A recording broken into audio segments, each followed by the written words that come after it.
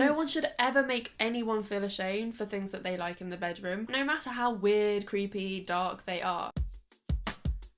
We've all been there where our partner has kind of tried to get us to do something that we're not really into or sure about, or we want to get them to do something. And they're like, whoa, maybe yeah, not. that can be really difficult, if not a deal breaker, when it comes to a sexual relationship. It kind of depends though, doesn't it? Like, how big of a deal is your sexual fantasy, kink, whatever that thing is that your partner's not going to do with you? You know, like, to define the words, Yeah. a kink is something that you're maybe exploring or ready to try, but a fetish is something that's very much more solid. A fetish is something almost to the point where you can't come without a fetish. It's an obsession. Yeah. It's something that is like your main thing, and then that can be complicated, especially when you've got a unusual fetish, or a fetish that it doesn't even have to be unusual. Your partner just might not be like okay with it. Yeah, or you just might be scared to even tell them about it because you're like, Yeah. I'm into this really fucked up thing and I don't think you're gonna want to do it. I mean, I've been there, like with my current partner. It took me years to tell him my like main fetish. Yeah. And when I told him, he was like, that's it. Like, Yeah. that's what I've been waiting for. Like, that's fine. That's cool. Like, I'm into it. I was like, oh, fuck. On another note, with my ex, I once told him that I got like really turned on by being hit in the face during sex. Yeah. And he did it once and he was like, I'm not doing that again. I'm so sorry. And it's And I was like, what? and it's like micro rejections. You know, they can really change the shape of your sexual relationship. Yeah. Because even if it is like, oh, sorry, like, not today, that's still hurtful. No one will ever wants to be told that they're doing something wrong or that they're not into it. Especially when it takes a big amount of courage to say something that you're like a kink or that's something that's like a little bit more unusual. Like shameful. What we've been taught as being shameful, and that's the same with anything really sex related. Yeah. Might not even have to be a kink. It could literally be like, I want my balls fondled. Yeah, or just like, I want a finger up my bum. Yeah! And your partner's like, no, I will not put a finger up your bum. Or like, if someone said to me, please, I just want you to rim me, I'd be like, oh god, no, sorry, that's just not my cup of tea. Or like, bend me over and peg me with a strap on. Yeah, and like that is something that not very many, well, a lot of people are into it, but a lot of people wouldn't want to do that. Yeah, like my partner is so anti-bum stuff, and I really want to do bum stuff. So it's like, how do you deal with talking to your partner and getting to a point where, you know, that, well, compromise. Yes, compromise. So, one, you need to figure out whether it's a deal breaker or not. Mm-hmm. A deal breaker would mean if your partner's not going to do this, then you're out of the relationship. Yeah, absolutely. Like, I mean, what would be a deal breaker for you? Not being into kissing or not going down on me. There are lots and lots of people that wouldn't necessarily be into going down on you. Yeah, loads. Like, you've done exactly the loads. same. No one wants to go down there. A deal breaker would probably be like sub-dom stuff, like power play. Yeah. I mean, I used to think role play was a big part of it, but I don't do role play now, and I'm still with my partner. So I thought when I started dating my ex, I was quite clear that I wanted like a dom sub relationship with him, and we kind of like started off doing that, but then it slowly just didn't happen anymore. Like the honeymoon period. Yeah, it obviously wasn't a deal breaker because I stayed with him, but it was still like, I guess in my mind, like, this would be great. You are left feeling like you're missing out, and it also leads you to thinking things would be better with other people. Yeah. Because it can sometimes be, but it doesn't always have to be. Yeah, so you really do need to work out whether it's a huge deal to you or not. Yeah. And if it's not a massive deal that they're not going to do it, then compromise is the next step.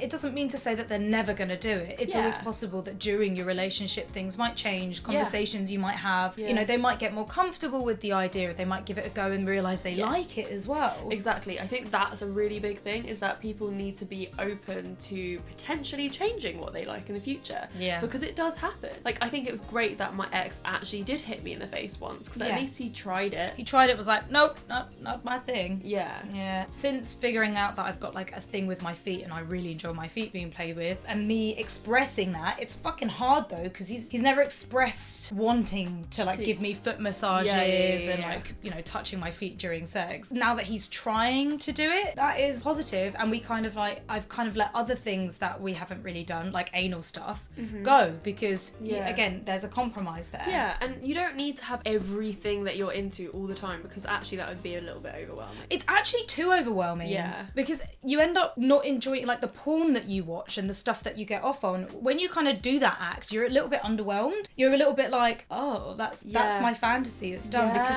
a fantasy that you're masturbating to is perfect in your mind. Perfect. Like, I keep thinking about two guys fucking me, spit roasting me. Perfect in my mind, but very, very hard to orchestrate in real life. So I might go and have a devil's threesome. Yeah. And then I might be like, oh, I'm kind of off of that fantasy or kink because the reality wasn't what I wanted. Some things you kind of want to keep special for your own masturbation and porn time. I guess that in a way is a compromise for the other person in the relationship. Actually, I'm going to keep this as like a masturbation fantasy rather than making it a thing that we have to do. And that's okay. Yeah, it's definitely. okay to compromise in a relationship. I mean, it's actually a massive part of being in a relationship because no one is ever going to like all of the same things.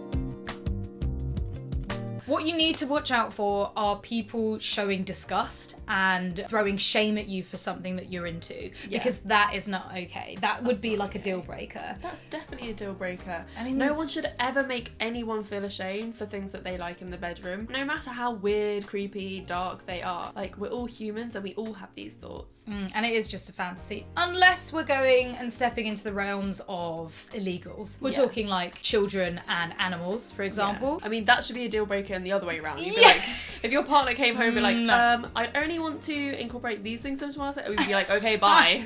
See ya. But then again, what if it's a fantasy? But what about role play, like age play, and like adult babies? Because that is playing on the fact that, you know, you're talking about that's age. a very specific kink, and it's not to do with underage people, it's to do with adults pretending to be babies. But then again, like, for example, incest is completely illegal, but I've had a lot of fantasies, or I've like been in situations before where I've been like I'm with sure people a lot of and people have. role play and You pretend. and like, you know, wanting to fuck sisters or brothers. Yeah, but it's only pretend and it's only a fantasy. Well, that is the difference. I mean, now we're going into different realms this of like is fantasy like and reality. A little bit dark. Well, I mean, fantasies are dark. I mean, Yeah. it's going to be unlikely that someone's like not into something that is a little bit weird. But then if we flip it on the other side, something that's quite normal, like having a finger in your bum or being eaten out, maybe having a blowjob, like fondling balls. I find that people either love that or hate it, and a lot of people find that weird. I think the best way to get around these problems is always going to be communication. Talk to each other about how much it means to you, how much it would be difficult for you if you weren't doing it in your sex life. Yeah. And basically having a conversation about it will kind of show you what's going to happen in the relationship, where you need to go, what you could change, what's not going to change, and whether that's going to be okay with both of you. I mean, in all honesty, if it is a fetish and they are like really not okay with it, you will need to rethink your sexual relationship, because you don't want that hanging over your head. Yeah, because I think in my ex-relationship, I did want to be dominated like a little bit more in the bedroom, and it was it was quite a big thing hanging over our sex life. Absolutely, Like, it's a big thing. there was just something missing. Yeah, I'm missing bondage. That's what I want. Some fucking bondage. Oh, I really want to learn how to do shibari. Yes. It's long though. Shibari's long. Yeah. I just want someone to tie me up. Yeah. It's really down to you and you feeling out the situation. And again, communication, understanding where they're coming from, understanding where you're coming from. Like, even if they're like, whoa, I would never do that, but I understand that you like it and I'm cool with it, that's a great awesome. start. Yeah. They might be open to doing it in the future for you. Doesn't mean that they're going to really hate it. It might just mean that they're like a little bit weirded out at the moment. Yeah. And they're just like, I don't know, it's kind of like the rimming thing. Like, if someone was like really, and I loved them so much and they really wanted me to rim them, then I probably would do it. Like, as in rimming a male's arse. Yeah. It's not normalised in sex ed at all. And we're not talked about it. It's almost like the flip reverse of what we're used to with sex, with like the sub-dominance thing. So if your partner was super into you rimming them and you just didn't want to, like, you know, where does it start? You have to make that judgment call. And I think also it's about being equal in the relationship. Like, you both deserve to be getting all the things that you want. But if you're, I don't know, like, say if one person was getting all their kinks fulfilled and you weren't, then that's kind of unfair. It always needs to be equal. So even if there is something that maybe you're not too keen on, but you enjoy giving them pleasure, so you kind of want to do it anyway just to give them pleasure. Make it like a special occasion. Exactly. Like a present, like a voucher. Exactly. I will do anything you like without any complaints or judgment. Yeah, I think it's actually pretty healthy in a relationship to be like that. Yeah, and definitely. I think it makes it fun as well. Yeah, I mean, why wouldn't you want to try new things? Like, if it's turning your partner on so much, and like, why wouldn't you want to give it a go? Yeah. Even if you do think it's weird, even if extreme version, like, please poo on my chest. Even that. Extreme version. I'm thinking of like absolute extremes here. But if they were like, it would turn me on so much, you were like, I don't know if I can do this, but it's worth a try. Yeah, Who knows? I think everyone should try something once. We should try pooing on a chest. Everything. I don't know if I can ever do that. It'd be so hard to do. So hard. I mean, I get like poo frights, poo scared when I'm in a public toilet and someone walks in, let alone sitting there, someone looking at my bum hole while I'm trying to shit on their chest. I feel like I could do it though. I feel like you could do it. Yeah.